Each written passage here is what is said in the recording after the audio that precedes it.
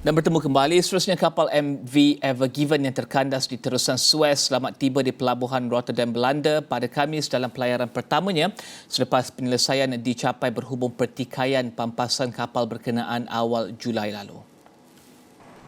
Kapal kargo MV Ever Given dengan berat muatan 199,000 tan terkandas di terusan Suez sehingga menghalang laluan pada 23 Mac yang lalu.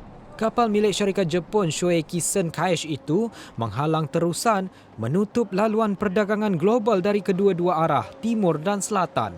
Ia menyebabkan kesesakan membabitkan lebih 200 kapal di kedua-dua hujung terusan sepanjang 193 km dan menyebabkan kelewatan penghantaran minyak dan produk yang lain.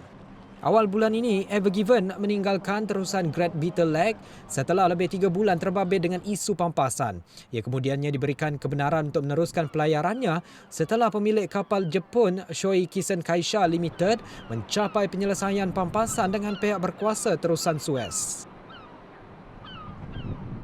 Dan sejumlah 10,110 kes baru COVID-19 direkodkan di seluruh Jepun setakat Khamis.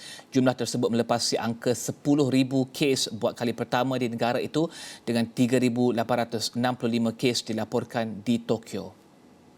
Purata peningkatan kes sejak seminggu lalu bermula apabila bandar Tokyo memulakan tamasya sukan Olimpik dengan 2,224.1 kes berbanding 1,373.4 kes minggu lalu. Malah jumlah pesakit dalam keadaan tenat di bandar metropolitan itu juga catat peningkatan. Kerajaan Jepun dijangka akan memuktamadkan keputusan mengenai keadaan darurat COVID-19 untuk 3 wilayah yang berjiran dengan Tokyo termasuk Kanagawa, Chiba dan Saitama pada Jumaat. Pada Khamis, Penasihat Kesihatan Awam Kerajaan Shigeru Omi memberi amaran negara itu bakal berdepan keadaan yang lebih serius berbanding pada awal penularan pandemik. Justru itu, beliau menggesa kerajaan akan menyampaikan mesej yang jelas berkenaan sistem kesihatan yang kini dalam keadaan tertekan. Pusat Penyakit Berjangkit negara itu menjangkakan peningkatan penularan sehingga 70% di kawasan metropolitan susulan penularan varian Delta.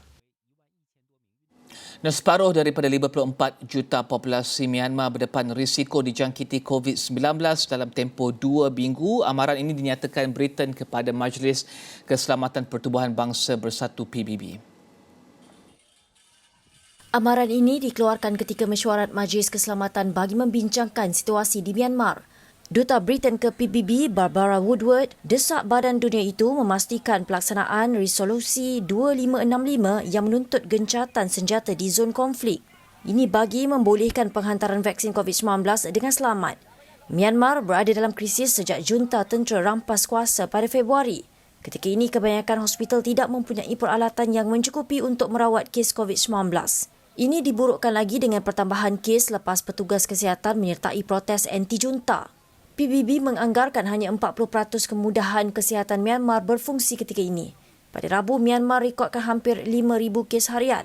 Jumlah yang divaksin pula hanya sekitar 1.75 juta orang.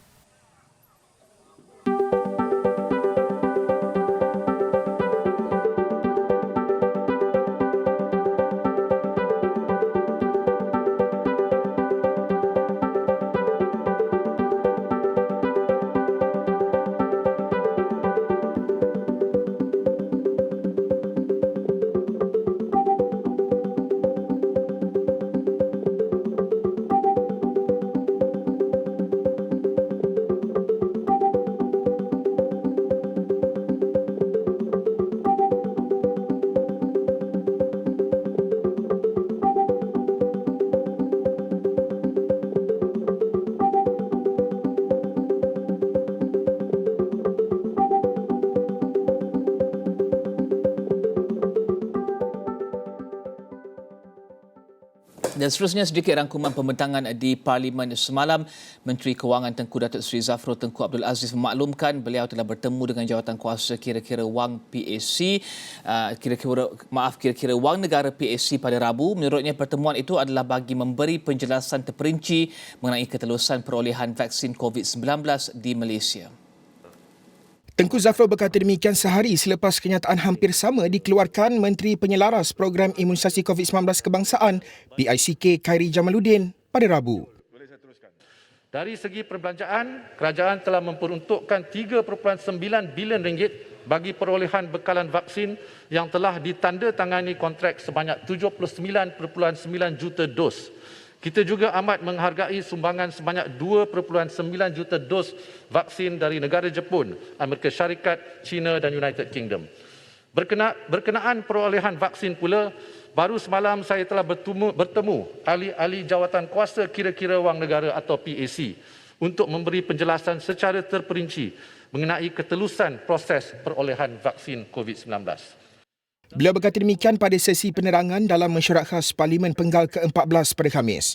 Esra Awani pada Rabu melaporkan Khairi berkata semua dokumen perjanjian perolehan vaksin serta butiran perbelanjaan dalam PICK telah dibentangkan kepada PAC baru-baru ini. Bahkan menurutnya, beliau juga telah memberikan keterangan kepada jawatankuasa itu pada 5 Januari lepas. Tambahnya, beliau dan juga Menteri Kesihatan Datuk Seri Dr. Adham Baba juga sekali lagi memberi keterangan kepada PAC pada Selasa. Dan seterusnya, PKP 3.0 baru-baru ini menyebabkan negara alami kerugian keluaran dalam negara kasar KDNK sebanyak 1.1 bilion ringgit sehari.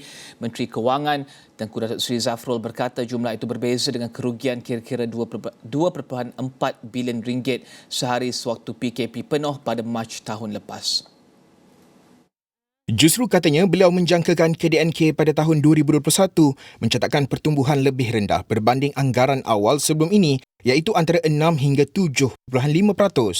Anggaran rasmi akan diumumkan pada bulan Ogos bersama laporan suku kedua KDNK nanti di mana kesan PKP dan pelaksanaan PPN ke atas ekonomi pada separuh pertama tahun ini akan dapat dilihat sepenuhnya.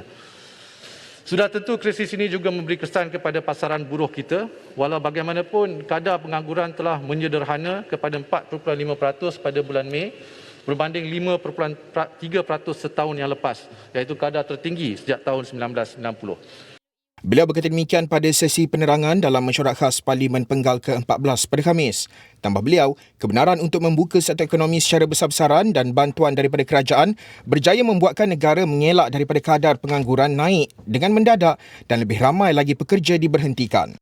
Malah sejak bulan Oktober yang lepas, tawaran untuk pekerja mahir telah mula meningkat hasil program-program kerajaan untuk meningkatkan peluang pekerjaan yang lebih berkualiti. Tambahnya pertambahan beberapa bantuan kerajaan yang diumumkan sebelum ini dijangka meningkatkan defisit fiskal antara 6.5 hingga 7% kepada KDNK tahun ini. Begitupun katanya, peningkatan itu bukanlah asing kepada Malaysia kerana negara lain turut mengalami peningkatan serupa. Dan paparan itu mengakhiri niaga awal untuk pagi ini. Teruskan bersama kami di Astro Awani Berita Segenap Dimensi. Saya Riza Zulkapli. Salam hormat.